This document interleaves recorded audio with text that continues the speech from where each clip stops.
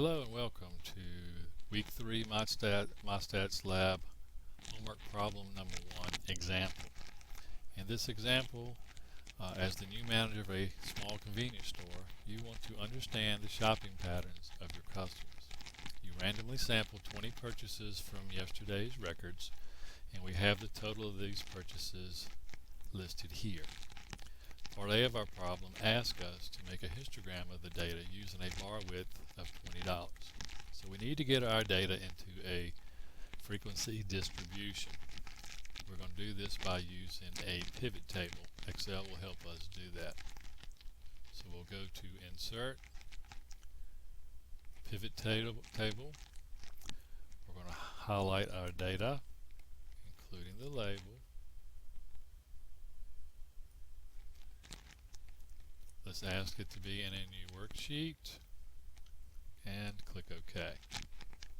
Now we have our pivot table field list here where we can construct our frequency distribution or our pivot table. So first let's take our purchases, drag to values, and as you see it gives us a sum of the purchases. We want to count, so let's left click there. Click on Value Field Settings and change it to Count. Now we have our 20 pieces of data there in our count. Next we'll take our purchases and drag to the Row Labels box. Now we have our distribution here of the count of the purchases and the amounts. We need to get this into a frequency distribution with bins of a width of $20. So we'll click off of the row labels there, and we'll go to the top here under your options and click on Group Field. Now we need to change a few things here. Our minimum number there, our smallest number is $6.15. Our largest was $95.70. But we're going to let our distribution take us from 0 to 100 by increments of $20. We'll make our bins $20. Click OK here, and there we have it. There's our distribution. Our bin widths are all $20, and we have the count of how many purchases fall into each one of those. From here we can go ahead and make our histogram without too much problem. So we'll go to Insert, Column, and we're going to use the first box here, the 2D column. There is our histogram almost. We have one more thing we need to do here, because the histogram does not have space in between each one of these, so we need to make our bars fatter and together. So let's click on one of the bars, right click, we'll go to Format Data Series, and now we want to close up those gaps. Take our gap width to 0, we'll close this, and there we have it. There's our histogram. We can change the titles, format it any way we like, but at this point this is what we were looking for.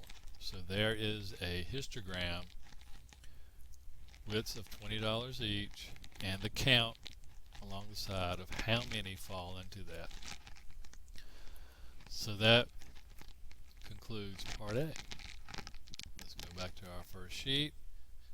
Now part B asks us to do the same thing, but this time we want bar widths of $10. So let's recreate again. We'll go to Insert, Pivot Table, same data. We'll use another new worksheet. Click OK. Now we're going to go through the same steps. Drag our purchases to the values box, left click, click on value. We want to put it in count, it's already there. So now let's go back, drag our purchases to the row labels, and there we have it. this time, as we click on Group Field, we're still going to use 0 to 100, but now we're going to change the bin width to 10. Click OK. Now we've changed our distribution to have bin widths of $10 each. So let's create our histogram from here. Insert, back to our column, first one again, 2D column. Let's get rid of this. Click on the bar. Now right click, and let's change those gap widths to 0 again. And there we have it. Now we have a histogram with bin widths of 10, and you see the distribution there shown in our histogram. So far so good. So let's go back and check Part C. Part C asks us to make a relative frequency histogram of the data using a bar width of 10. Now we want to use percentages. So let's go back to our distribution here. I'm going to copy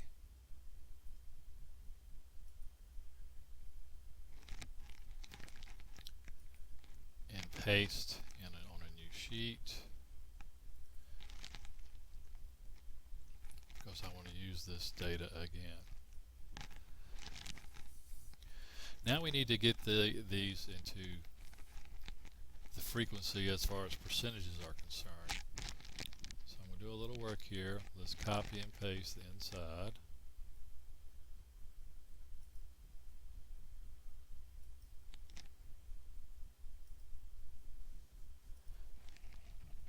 Now we need to get into percentages, and I need an extra column. So I'm going to insert. Let's put one over here. Insert a column, because I want to get this, instead of the count of the distribution, I want the percentage of the distribution. Now we know the total count here is 20. So let's put 20 here. And I want to get the percentages for each one of our bins. So let's make a formula to do that.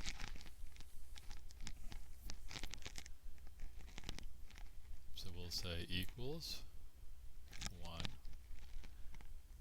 divided by the total to get the percentage. Now, if I want to copy and paste this all the way down, I need to make sure that our denominator stays G14. So I'm going to use the $sign, which means absolute value.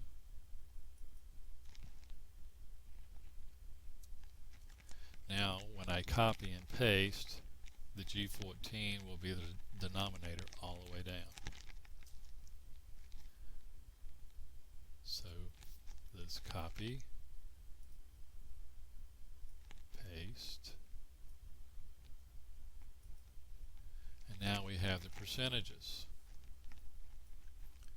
Let's put this into a better format, so we'll go to Format, Cells, Percentage. We don't need any decimal places. Click OK. There it gives our percentages. Now we can create a histogram from this. So let's highlight the data, insert, same thing again, our 2D column, and here we are.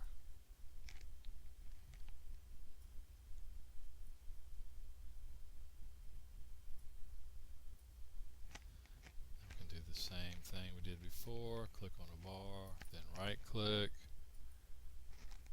format, close up our bar, our gaps there, and there we have it. Here are the percentages and the bins.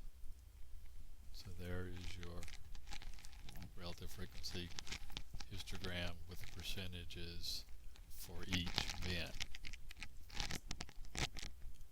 Almost done. Let's go back to our first sheet and look at Part D. Part D asks us to make a stem and leaf plot of the data using $10 as the stem and putting the smallest amount on top. So the first thing I'm going to do with my data is sort it, smallest to largest. Now we're going to let the add-in PHStat do the work for us here. So we go to add-ins, PHStat, descriptive statistics, and here is a stem and leaf display. It asks us to highlight our cell range. Let's make sure we get our label in there.